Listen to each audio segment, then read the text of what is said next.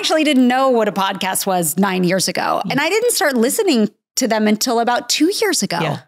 Yeah. And you really have to, I love them now, but you really have to find your people. You have to find what's interesting to you, how they talk. But yeah, so you are at the top, the start of the podcast game, like when they just started developing. Yeah. So you grew, you took your blogging audience with you, I assume. Which the blog I had like, we're talking.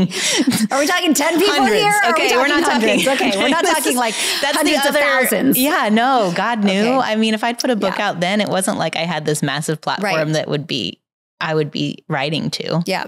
But over the years, you started interviewing a lot of people. I mean, I was on your show. You've interviewed a lot of celebrity people and people that have wise words in Christian ministry and about motherhood and all kinds of things. So I'm assuming that because you interviewed so many people, that's what then led you to write a book about purpose. You know, you would think, but it was actually all my interactions with listeners. So as the podcast is growing, and it was very organic, I didn't have some major marketing strategy. It was, this mom listens, it helps her, she tells 5 friends, you know, and then it just grows. And through that, they're reaching out with their questions and their thoughts. And I'm hearing over and over again, this discontent or this fear that we were just talking about of like that stepping away in their career paths. Or maybe it's, even if they stay in the workforce, they're not able to be all in like they would like. Yep. And so they're fearful. Am I missing out because of this motherhood intersection? Is motherhood all there is if they did choose to stay home? Because I'm not feeling satisfied. There's just a need for clarity and confidence and peace. And so God kind of took me on this journey that we're going to talk through in all these episodes that brought me peace.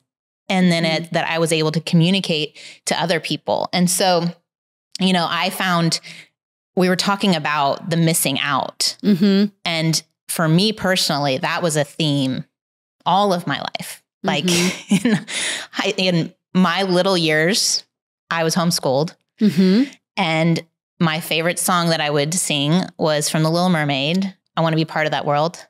Up where they walk, my favorite Disney up where they movie. Run, up where they play all day in the sun. Like that was me. So you always felt like you were just missing out. Oh, you had of course. FOMO all the time. All the time. Yeah. All the time. And so I think this helps with that for me. And have you ever experienced FOMO? Like that negative? Oh, of course. Something fun is happening over who there. Doesn't? I mean, sometimes I don't want to be a part of it. And I'm like, I'm just perfectly fine sitting over here in my corner. But no, I feel that way often. I have a thing. I feel like this is going to be half, let's talk about purpose, and half therapy. Hey, that's what this podcast I'm is here gonna for be that. about. But I like being the first to know and the first to tell. Okay. So I get really bumped especially when it comes to business. So because I have business partners, if someone figures out, especially or hears like along, you know, the chain of command, if they hear something before it's gotten to me first, like I get upset with that. Or if there's an announcement to be made, I want to be the first to tell. And I realized after many years, because I'm like, why does this bump me? Like, I don't think I'm a control freak, but okay, maybe I am. And I realized that it makes me feel like I'm not important enough for someone to have told me first.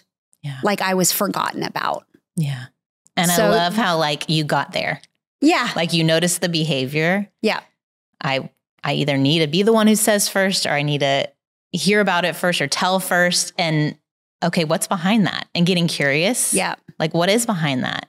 And it comes down to your value and like a statement that you're repeating in your head. Exactly. And for me, that's how I found this FOMO was such a strong line, is I did this like, I think it has a weird name. It's like a brain detox program. Okay. But you're basically just paying attention to your thoughts. We have hundreds of thoughts every day.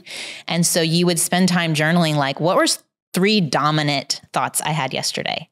And you would write them down. And then you would narrow in on one of those 3. And so one day it was, I missed out.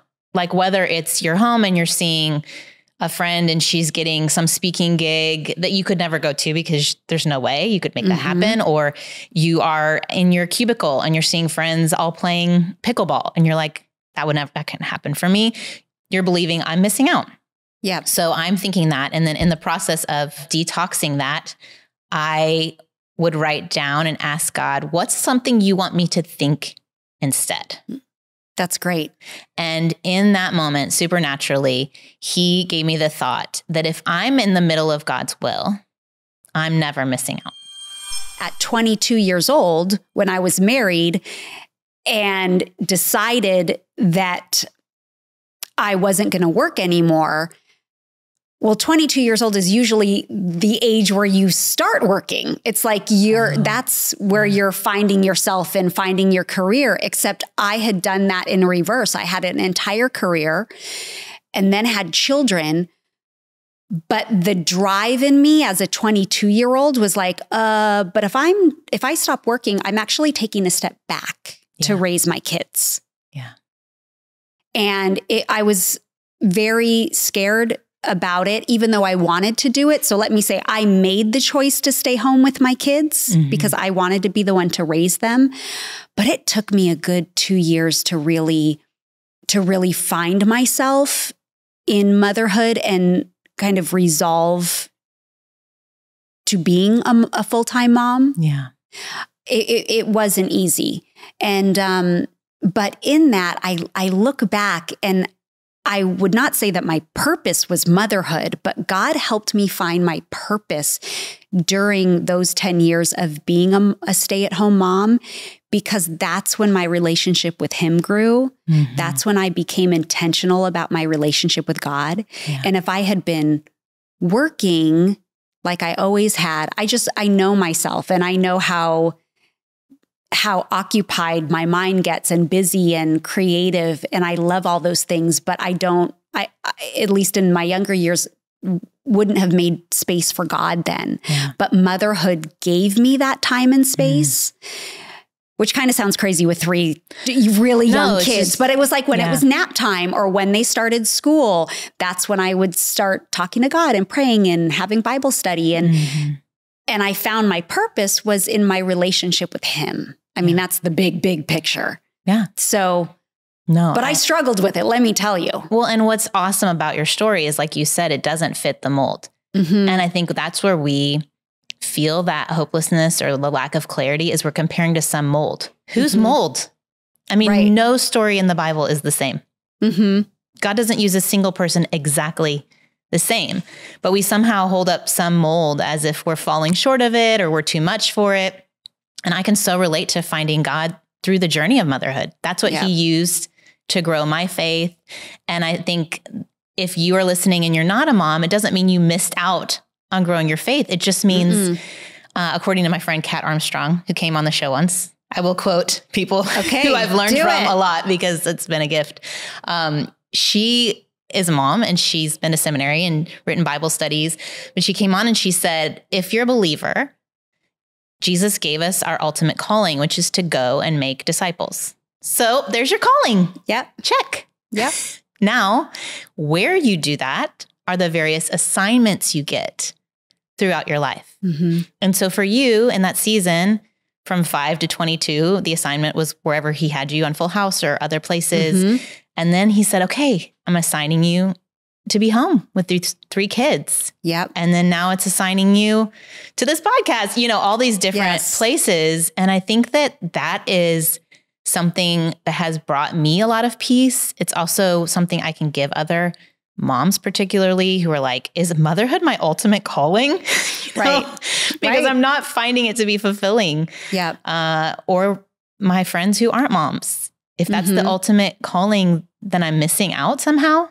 Right. So if we can, instead of comparing, contrasting to some formula life, and instead say, okay, God, where are you assigning me? Like I said, where are you inviting me into? Being a wife has been a big assignment in my life. I've been married 26 years. There's some big roller coaster moments in that.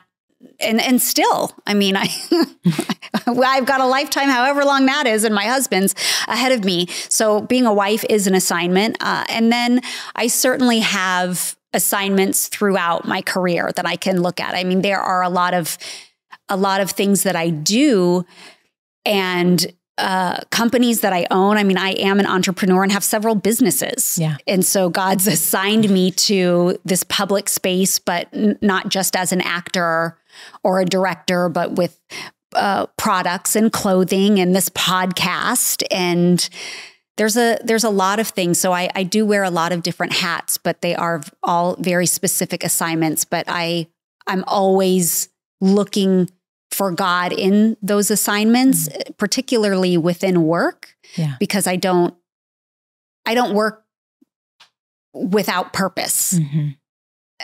So all the things that I do, I'm trying to help viewers or listeners and just to guide them in relationship with God.